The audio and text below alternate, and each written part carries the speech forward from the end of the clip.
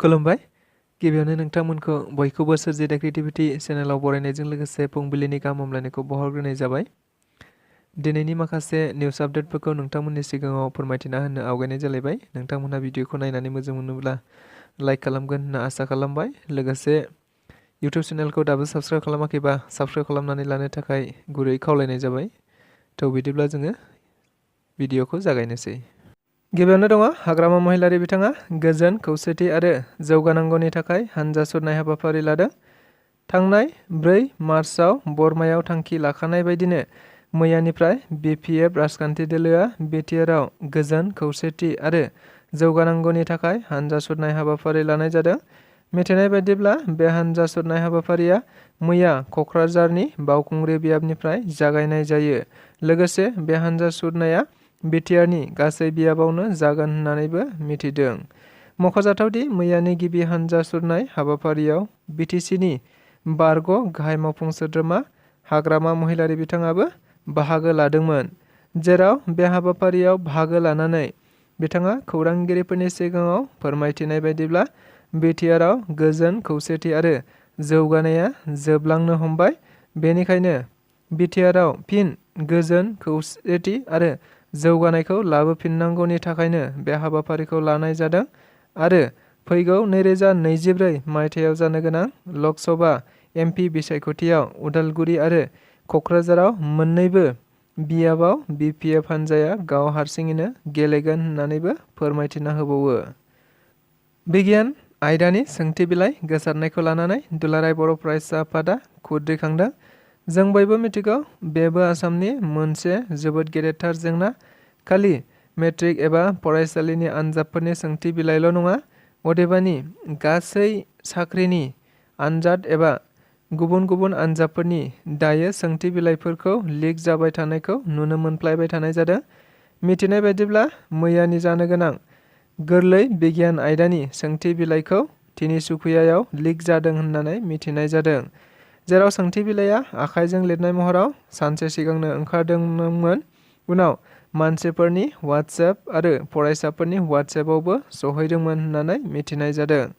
खालि बेल' नङा, मिथिबावनाय बायदिब्ला गिबि साननि आनजाद इंराजियाबो आयेन बेरेखा आरो आब्रुथि गैयै माखासे जाहोनफोरनि थाखाय काछाराव होफिननो गोनां जागोन होननानैबो मिथिनो मोननाय जादों। बे जाथायखौ लानानैनो मैया दुलाराय बर' फरायसा आफादा गासै आसामावनो जिल्ला बेंगिरिनि दरखं मोखाङाव धर्ना हाबाफारि लानाय जायो। मख'जाथावदि बे धर्ना हाबाफारिनि गेजेरजों दुलाराय बर' फरायसा आफादा मेट्रिक आनजादखौ गाहामैनो खुंनो खावलायो। फरायसाफोरनि जिउजों खेला गेलेनायखौ बन्द' खालामनांगौ। जाथायजों सोमोन्दो थानाय दायनिगिरिखौ थाबैनो हमनांगौ। फरायसाफोरनि थाखाय थार बिजिरनाय मोननांगौनि थाखाय दाबि खालामनायजों लोगोसे आसाम सरकारनिसिम गांसे गोसोखां बिलाइबो दैथायहरनाय जायो होननानै मिथिनो मोनबावनाय जादों। पर्बतजरा महकुमानि सिङाव थानाय काजिगाव बाजाराव मैया इन्सपेक्टर अफ ड्राग्स हानजाया नायबिजिरफैनाय जायो।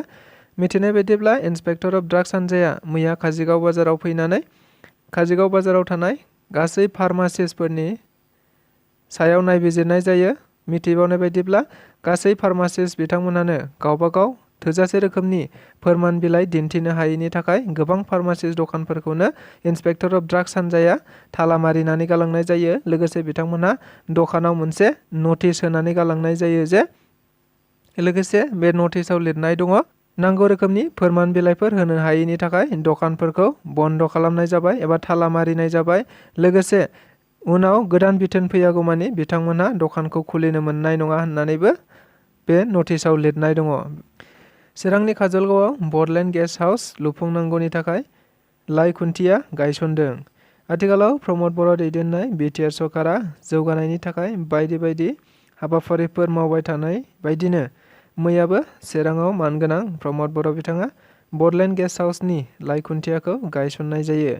मख'जाथावदि बे हाबाफारियाव मावफुं सोद्रोमा डक्टर नीलु स्वर्गियारी, दिगन्त बरुवा, धर्मनारायण दास आरो MCLA दीपक मौर बिथांमोनहा बाहागो लादोंमोन होनना मिथिनो मोननाय जादों। बेजों लोगोसे उदालगुरियावबो बडलेण्ड गेस्ट हाउस न' लुफुंनांगौनि थाखाय लाइ खुन्थिया गायसनदों होननानैबो मिथिबावनाय जादों।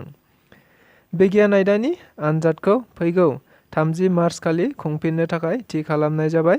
जों बयबो मिथिगौ मैयानि जानो गोनां मेट्रिक आनजादनि बिगियान आयदाया सोंथि बिलाइया समाजारि बिजोङाव ओंखारनायनि थाखाय आनजादखौ बन्द' खालामनाय जादोंमोन। लोगोसे इंराजि आयदायाबो गणिग्राम जुनियर हायार सेकेन्डारि मिरुआव सोंथि बिलाइ लिक जानायनि थाखाय बै मिरुनि इंराजि आयदा आनजादखौ बन्द' खालामनाय जादोंमोन।